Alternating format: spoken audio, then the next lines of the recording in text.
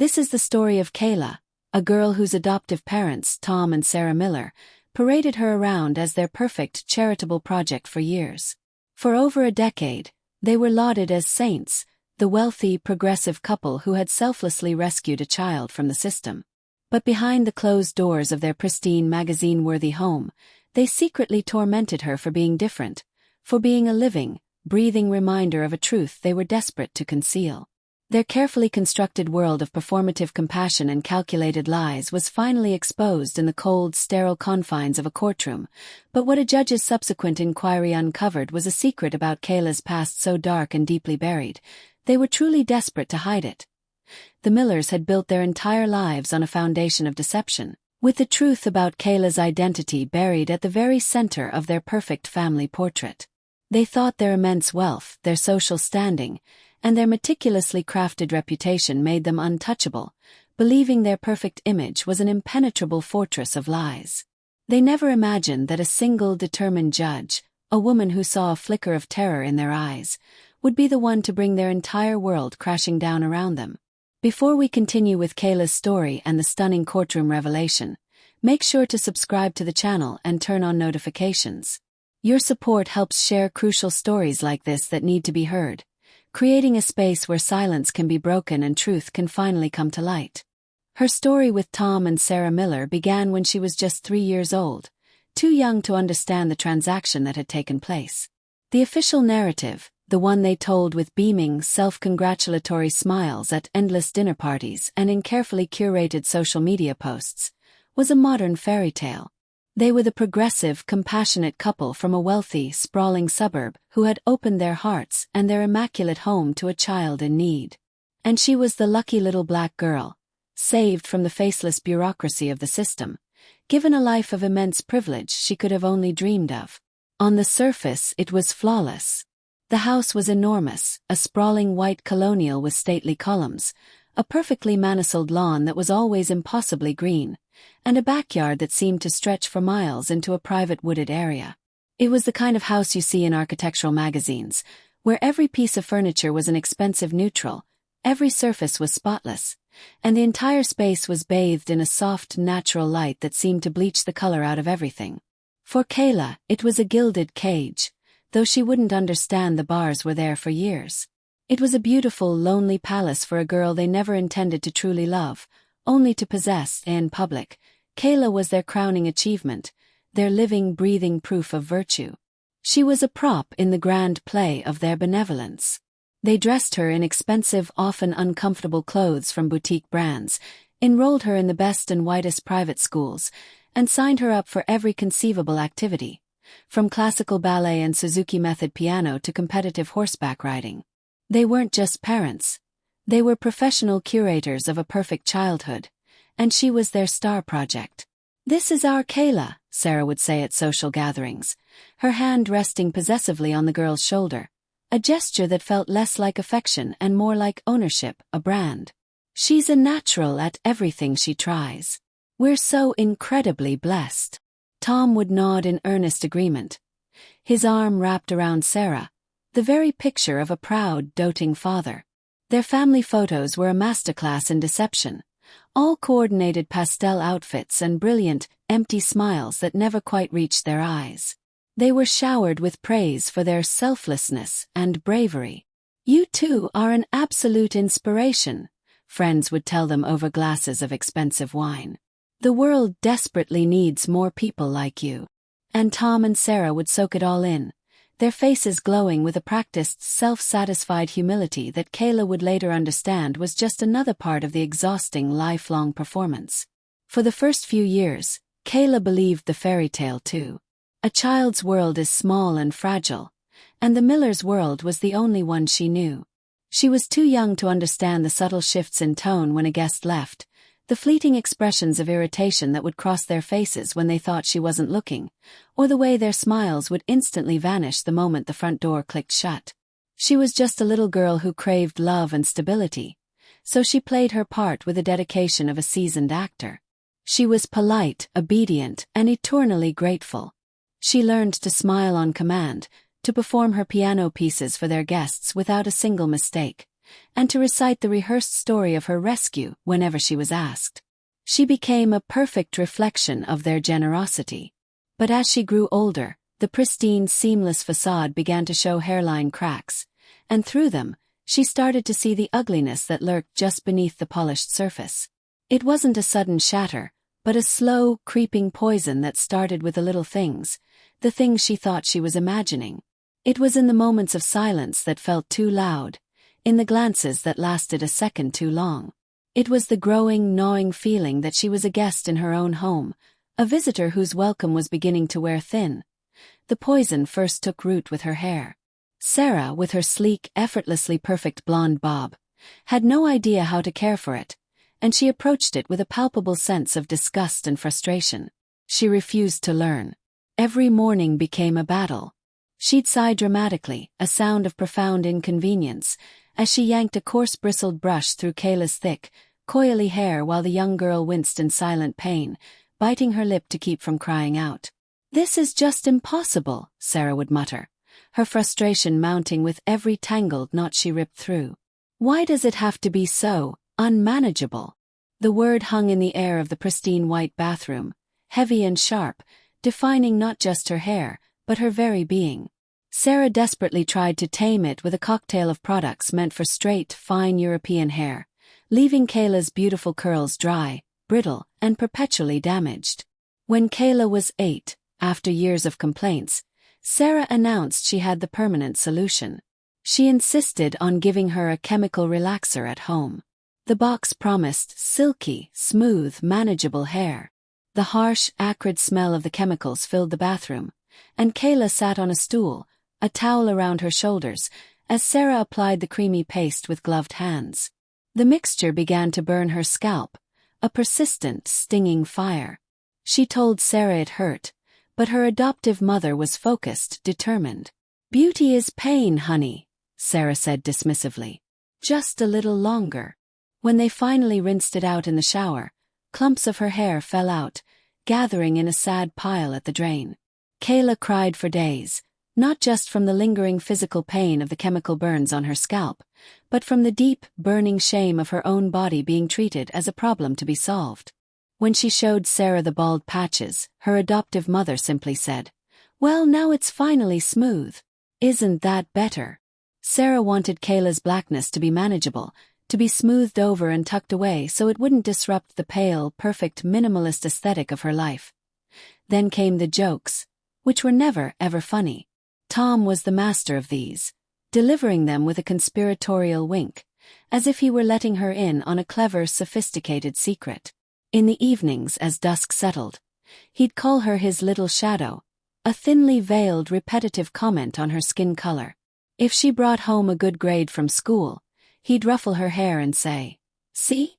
You can be smart when you try," with a slight patronizing emphasis on the word "you," as if her intelligence was a surprising anomaly. During a family trip to the beach, an event staged for social media, he theatrically slathered thick white sunscreen on her arms and legs and said, "Don't want you getting any darker," before bursting into laughter as if he'd said the most hilarious thing in the world. Sarah would titter along, a high, nervous sound that always served as validation for his cruelty. Each comment was a tiny, invisible paper cut, seemingly insignificant on its own, but together, they bled her dry of her confidence and sense of self-worth. These were microaggressions, a constant, insidious stream of insults that left her feeling perpetually isolated, hypervisible, and on edge. They were teaching her in 1,000 subtle and unsubtle ways that the very essence of who she was, the color of her skin, the texture of her hair, the features on her face, was a fundamental flaw, a problem to be fixed or, at the very least, apologized for. Section 6. You people. The mockery became more direct and less veiled as she entered her preteen years. As her body changed, they treated her natural development not as a normal part of growing up, but as a source of morbid fascination and thinly disguised disgust. They commented on her lips, her nose, her developing curves, all features that marked her as different from their own thin, angular frames. Sarah would watch her eat with narrowed, critical eyes, monitoring every bite. "You have to be careful, Kayla," she'd say, pushing a salad toward her. even though the girl was perfectly healthy and active. You people tend to have issues with weight. You people. The phrase became their favorite weapon, a verbal wall they relentlessly erected between them, reinforcing her status as a permanent outsider. She wasn't just their daughter, she was one of you people. An outsider they had generously allowed into their pristine world, but an outsider nonetheless, and they were growing tired of her presence. The torment was a closely guarded secret, kept within the four walls of their perfect home. The moment the front door closed, the loving parent masks came off, replaced by two people who seemed to deeply resent her very existence. They would mock the way she talked, imitating her with exaggerated caricatures. They would criticize her friends, especially if they were also black, asking invasive questions like if they were planning some kind of trouble. The love in that house was entirely conditional, and the condition was that she had to be as little like herself as possible. Her only escape was the quiet solitude of her bedroom, where she'd lose herself in books and pour her pain, confusion, and anger into a secret journal. She wrote down the things they said, the dates, the times. Not for any specific reason at first, but just to prove to herself that she wasn't going crazy. That the emotional abuse, the gaslighting, the constant low-level torment, was all real. By the time Kayla was 14, the thin veneer of her parents' affection had worn away completely, leaving only raw, undisguised contempt. Their cruelty grew bolder, more reckless, as if they were daring someone to challenge them. The breaking point, the incident that would finally shatter their perfect, fraudulent world, came during a routine parent-teacher conference. Her English teacher, Ms. Evans, was a kind, perceptive woman in her late 40s with warm eyes and a no-nonsense attitude. She saw the real Kayla, the bright, creative spark that was being steadily extinguished, not the curated image her parents projected. She had noticed the girl's alarming withdrawal in class, her slipping grades, and the profound, unshakable sadness that clung to her like a shadow. Deeply concerned, she scheduled the conference. Kayla sat on a small, hard plastic chair in the hallway outside the classroom, her stomach churning with a sick, acidic dread. She could hear their muffled voices through the wooden door. At first, the tone was polite, professional. Then, Ms. Evans must have gently brought up Kayla's emotional well-being, because Sarah's voice turned sharp and defensive. "Kayla has always been a bit dramatic," she said, condescension dripping from every syllable. "And frankly, considering her background, we think she's doing remarkably well." Her background. The familiar, stinging code for the fact that she's black and not our own. The classroom door was slightly ajar, and through the narrow crack, Kayla saw Ms. Evans lean forward, her expression unflinching and serious. "I'm not talking about teenage moodiness, Mrs. Miller," she said calmly but firmly. "I'm talking about a profound sadness. I am worried about her." There was a beat of tense silence. Then Tom laughed, a short, barking sound of utter disbelief and scorn. "Sadness? Oh, please," he said, his voice dripping with derision. "She has nothing to be sad about. We have given her everything. Do you have any idea what her life would be like if we hadn't stepped in?" He then leaned forward conspiratorially and lowered his voice, not realizing that his venomous whisper carried easily into the hallway. "Let's be honest here, Ms. Evans. We did a good thing, a charitable thing. But you can take the girl out of the ghetto. You can't always take the ghetto out of the girl." The words hit Kayla like a physical blow, knocking the air from her lungs. It was the brutal, explicit confirmation of everything she had always feared. To them, she was nothing more than a charity case they were beginning to regret. They didn't see her as their daughter. They saw a walking, talking stereotype. Before Ms. Evans could respond, Kayla stood up on trembling legs and stumbled away, her vision blurring with hot, angry tears. "Kayla, wait!" Ms. Evans called out, swinging the door wide open. But Kayla broke into a run, her sneakers pounding against the linoleum. Behind her, she heard Ms. Evans's voice, now stripped of all politeness, firm and accusatory, directed at the Millers. "What did you just say?" That single, horrific incident was the catalyst. Ms. Evans, a mandated reporter, knew her duty was not just to teach, but to protect. That same afternoon, she reported Tom's comment and her deep, documented concerns about Kayla's welfare to Child Protective Services. When the social worker visited the Miller home a few days later, Tom and Sarah put on the performance of a lifetime. They were the picture of wounded, loving parents, appalled by the outrageous accusations.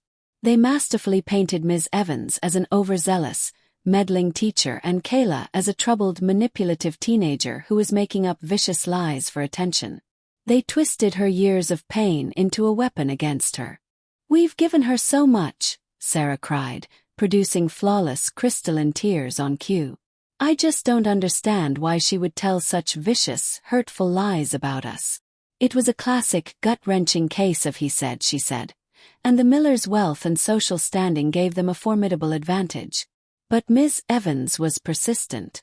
She provided the social worker with her detailed notes from the past year, along with copies of Kayla's essays, which were filled with thinly veiled allegories of pain, loneliness, and isolation. Because her parents so vehemently and convincingly denied the allegations, the case couldn't be resolved easily. CPS, seeing no path to reconciliation and recognizing the potential danger, filed a petition with the family court. Kayla's private life was about to become a public court case, and she was utterly terrified. If you're still here, if you feel that knot in your stomach listening to Kayla's story, then please don't forget to subscribe, activate notifications, and leave a like. Your engagement sends a powerful message that these stories matter and that survivors deserve to be heard. The courtroom was cold, cavernous, and imposing, all dark wood and intimidating high ceilings. Kayla sat hunched between her court-appointed lawyer and a kind-faced social worker. Her hands clenched into tight, white-knuckled fists in her lap. Across the room, Tom and Sarah sat at another table, looking every bit the wronged, devoted parents. Sarah wore a conservative navy dress, a picture of quiet dignity. Tom wore a sharp, tailored suit, his face set in an expression of pained concern. They glanced at Kayla periodically with a look of theatrical pity, a chillingly effective performance for the judge. Their lawyer, an expensive and slick attorney, painted a masterful picture of their benevolence, presenting a highlight reel of a life that existed only on camera and in their own imaginations. On the stand, Sarah cried as she spoke of her deep and abiding love for Kayla. Tom's testimony was even more cunning. He spoke of the inherent challenges of raising a teenager with significant past trauma, skillfully and cruelly implying she was unstable, prone to fantasy, and a liar. "We love Kayla more than anything," he said, looking directly at the judge with a look of unblinking, earnest sincerity. "All we want is to get her the help she so clearly needs." He was so convincing, so believable, that for a terrifying moment, Kayla almost doubted herself, wondering if she had imagined it all. Then it was her turn. Sitting in the witness chair, which felt enormous and exposed, with Tom and Sarah staring at her with cold, dead eyes, the words caught in her throat. The judge, a woman named Alani Carter with a reputation for being tough but fair, looked at her with patient, intelligent eyes that seemed to see right through the facade. "Take your time, Kayla," she said, her voice quiet but firm, cutting through the tension in the room. "Just tell me what happened." And so she did. Her voice was shaky at first, a mere whisper, but it grew stronger as she spoke. She talked about the constant stinging jokes, the agonizing, humiliating ordeal with her hair, the sting of being called one of you people.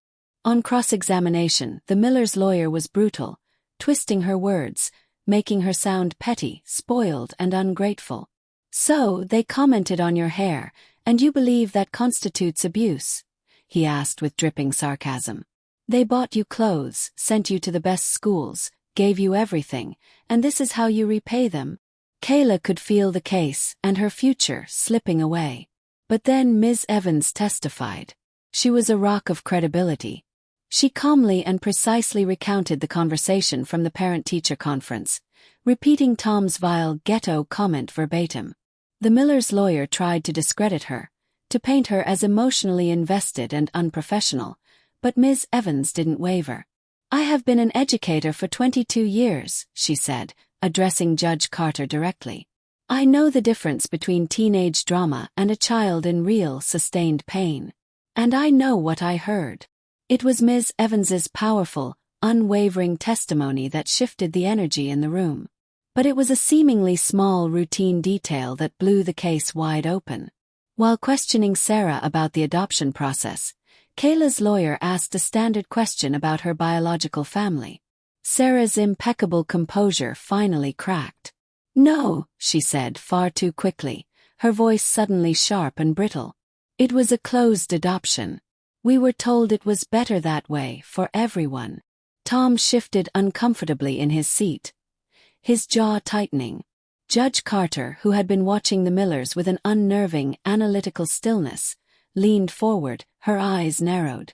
She had noticed the flicker of pure panic that had crossed both their faces. "Mrs. Miller," the judge interjected, her voice dangerously soft. "The preliminary report from CPS notes that the birth mother's name was known at the time of the adoption. Are you testifying that this information was withheld from you?" "We don't know anything," Tom blurted out, his voice suddenly loud, sharp, and panicked, his mask of calm concern completely shattering. "We were told not to ask. It was a closed process." His aggressive, almost hysterical defensiveness was a massive red flag. He had lost his cool, and in that moment, he had revealed everything. Judge Carter stared at them for a long, piercing moment, the silence in the courtroom stretching to an unbearable length. "I have heard testimony today that is deeply, deeply disturbing," she said finally, her voice ringing with cold authority that made everyone sit up straight. "But I am also sensing that there is something more here, something being deliberately and aggressively concealed." She looked directly at Tom and Sarah, who both refused to meet her gaze. "Your vehemence in knowing nothing is, frankly, highly suspicious." She picked up her gavel. "Therefore, I am ordering a full, independent inquiry, not just into the allegations of emotional abuse, but into the entire history of this adoption. I want every document unsealed. I want to know who Kayla's biological parents were, and I want to know exactly what Mr. and Mrs. Miller knew about them and when they knew it." A collective gasp went through the courtroom. Tom Miller went deathly pale, his face a mask of pure, unadulterated horror. Sarah looked as if she might faint. "This court will get to the bottom of this," Judge Carter declared, bringing the gavel down with a resounding crack that echoed like a gunshot. It was the sound of their carefully constructed world finally starting to crumble. The inquiry, led by a relentless and meticulous court-appointed investigator named Mr. Davies, started with the sealed adoption records. In a dusty, forgotten file box in the county archives, he found it, Kayla's original birth certificate. And on it, under the section for her birth mother's name, was a name that made his blood run cold: Maya Miller. Mr. Davies knew from his background check that Sarah Miller had a younger sister named Maya, a sister no one ever talked about, who had been effectively erased from the family history. Through painstaking investigative work, tracking down old acquaintances and estranged relatives, a tragic story emerged. Maya had been the black sheep of her wealthy, prejudiced family, and she was formally disowned for falling in love with a black musician her parents deemed unacceptable. She had walked away from her family and their money, choosing love over their conditional, bigoted approval, and had effectively disappeared from their lives. Hospital records confirmed she had given birth to a baby girl but had tragically died from complications just hours later.